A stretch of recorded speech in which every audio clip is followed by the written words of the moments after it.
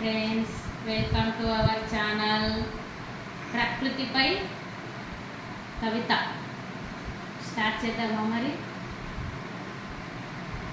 ప్రకృతి ఒడిలో జీవించడమే పరమాత్ముని దయను పొందడం. అన్ని జీవుల ఎడల కరుణ చూపడమే మానవ జన్మకు పరమార్థం. పరిసరాలను పరిశుభ్రంగా ఉంచడమే నీవు చేయవలసిన ఉపకారం.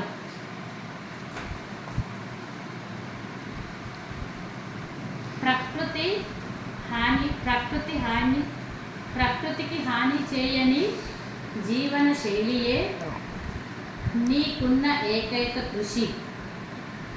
ఒక్కటి రక్షణకై నీవు తీసుకున్న దీక్ష నిన్ను కూడా రక్షిస్తుంది. నువ్వు ప్రకృతిలో భాగం కనుక.